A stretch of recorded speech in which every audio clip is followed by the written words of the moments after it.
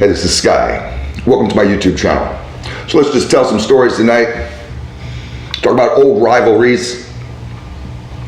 You ever had to take one for the team? I've had to take one for the team in order to settle a rivalry. I'll tell you the story. It was in the mid-90s. I was living up in Santa Cruz, California, Central Coast. I'm a Southern California boy, so that was as far north as I could really handle. Felt like Northern California to me, but it's Central Coast, Monterey Bay, beautiful area.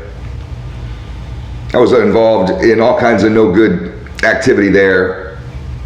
Hung out with a gang down in the beach flats, the Serranos. Pretty much did that every day, all day. And my nights, every night, 7 nights a week, 6 nights a week, were spent at the bar. There's a bar downtown called the Silver Bullet Lounge. No, it's no longer there in Santa Cruz. There was a little dive bar, kind of a crook's den. They had a couple popular nights, so there would be a couple nights a week where it would just be exploding with college kids and whatever, but most of the time it was just a little dingy, dark dive bar. And I liked that about it. I like dive bars. I'm not going to nightclubs. Any place is too crowded, I'm not interested. My roommate worked there. Me and my roommate had grown up together. They were partners in crime, best friends.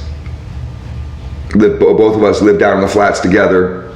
And he was down with the bar, you know, with the set, just like I was. But I was more involved with it because, I don't know, I guess I sought it out. I was just more interested in these guys. I spent a lot of time out on the block.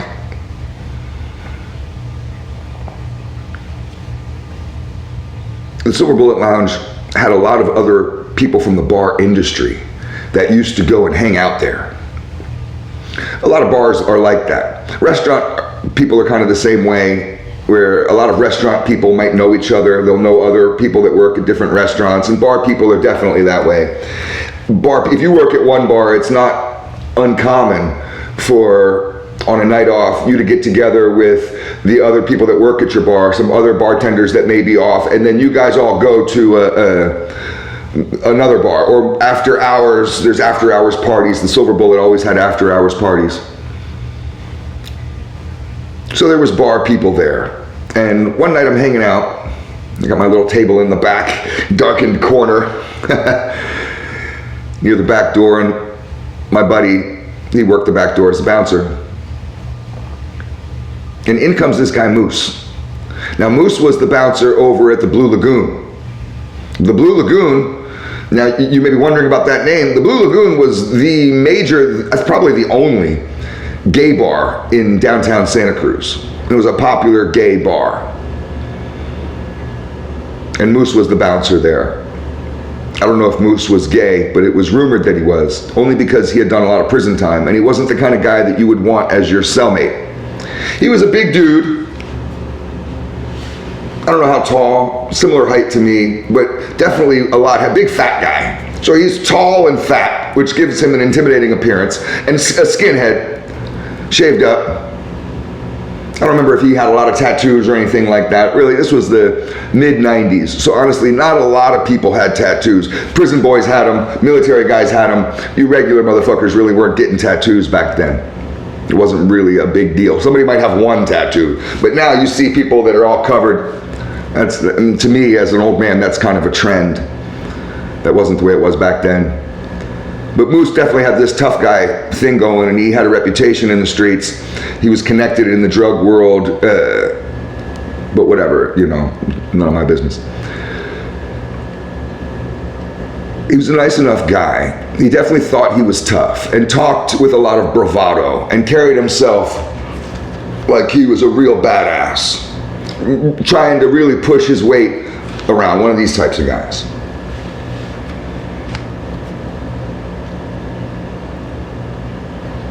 I guess he felt threatened by my roommate, the bouncer of the Silver Bullet. Partially probably because of his size, because he was also a really big guy, but he was known as a really tough guy. He had a huge reputation in the streets that extended far beyond Santa Cruz, all over the country, being in the streets as a thug, as an outlaw, as a gangster. And people knew him. They knew his name. People that never met him before knew that name. And I guess it was just Moose's way to try to challenge him, to try to test his own muster, who knows. But he challenges him to some sort of, I forget what it was. It was like either Mercy. Remember when people used to play Mercy? Or it was like a pushing match to see who can be pushed off of a certain line, kind of like sumo guys do. I forget what, it was a strength challenge though, friendly, but it was roughhousing. And it was a particularly dead night, and they're standing right out back, but the door's open, and they get into this roughhousing, pushing match. I forget exactly what it was. I wish my homeboy was here with me so he could tell me what exactly they were doing, what started the physical match between the two, because it got physical. And they're pushing each other around, and my homeboy wins. He gets the best of Moose. Pins him or whatever, pushes him off the line. I forget what it was, but he got the best of Moose that day. And Moose conceded, but didn't like it. He was a sore loser, like a motherfucker. Right after that, he's all red, bright red. He goes into the bathroom, does whatever he's gonna do in there, wash his hands, take a piss, whatever. And he comes back out, and he gets into an argument with my homeboy. Like, he's still fuming about this. I guess he wants a rematch. It's, you know, my buddy's done. He's just like, you know, I already won. I already showed you what I was about. Let's, you know, drop it. I'll buy you a drink, whatever. No. Moose wants to fight. But what he did is he went into the bathroom, took out his pocket knife. He carried a buck knife. You know, those old school pocket knives. We all used to carry them back then. They had different sizes. This was a big one. The big ones. He opened it up, locked it out, and put the knife blade down into his back pocket. So the only thing sticking out of the back pocket was the handle of the knife and just a little bit of the blade. And he comes out of the bathroom and gets all up in my homeboy's face, and they're arguing with this knife. Well, I notice the knife. I stand up and go right behind Moose. And Moose has his back to me. And I'm just looking at that big pack of fucking hot dogs, big fat roll on the back of his neck. Sweat pouring down off the back of his fucking head. Moose catches me out of the corner of his eye. And he turns around on me real quick. And he says, I see you. You think you're slick? Well, right at that moment, as he is looking at me, I motion to my homeboy, just like this. I go just like that, point to him. I point just like that. And my buddy doesn't really know what's going on. He looks at me pointing, and he looks down and sees the knife in Moose's back pocket. So he grabs the knife real quick, right out of Moose's back pocket. Now my homeboy's got the knife. With a knife in his hand, he's already tough without it. With a knife in his hand, and I've seen him in knife fights, he's deadly. Deadly. I don't care who you are. Chuck Norris, Bruce Lee, I don't care who you are, motherfucker. That guy will get you with that knife. So now that he's got the knife, Moose knows that he is in a really dangerous position. Moose is fucked. He flees out of there. Because he knows that, you know, he just lost. He just looks like a fool now. This is now escalated. It's no longer just a pushing match between buddies after a couple shots of tequila. Now this is a war. Because he had that knife. Well, Moose goes berserk. He's out back of the bar, creating a scene. Too much of a bitch to come in. He slinks off into the night, but we started a rivalry with this guy. Every single time I saw Moose, I was involved simply because I pointed out the knife and I had my friend's back. But every time Moose saw me and my friend Jason, he wanted to fight. And we didn't want to fight him, and I didn't want to fight him, particularly because, I'll be honest with you guys, I was intimidated by Moose. Moose was bigger than me. And just by his sheer size, I felt like, well, the only way I could get into a confrontation with this guy is if I stab him or shoot him, but I'm not gonna go blow to blow. I'm not gonna do that shit that Jason was doing. I'm not gonna play mercy or a bear hug, or I'm not gonna get involved with that, because this guy is way bigger than me and probably has 200 pounds on me. So I was walking around armed, ready for Moose. Ready for that motherfucker. I saw him on a couple occasions. I was up on the path. I used to walk this little bike path to go back down to the beach flats and go to the Silver Bullet Lounge. 15-minute walk along a bike path. I have another story about that bike path. Saw Moose one time in a parking lot near the path. He sees me up on the path and he says, "You!" He screams out, "You!" And he comes running, stomping, I should say, this blubber, shaking the whole earth, coming across the parking lot. I didn't have to run off. I'm a grown man. I'm not running from anybody. I had a fucking weapon on me. I shoot that guy from 300 yards, no problem. But I just walk off. And by the time I get up to the intersection to cross down into the flats, he's on his knees sweating. "I'll get you! I'll kill you!" And this kind of shit went on. Me and Jason, every time we would meet up, whether it be at the bar or back at the house, wherever, we would tell our stories about Moose. "Oh, I saw Moose the other day. Oh yeah, he was mad as fuck. Yeah, I saw him at an intersection. I saw him here, saw him there." It was just going on. And I told my friend, "Look, we're gonna have to end this. I'll end it, because you don't want to be involved in it, but I know where Moose lives. I did a little research on him.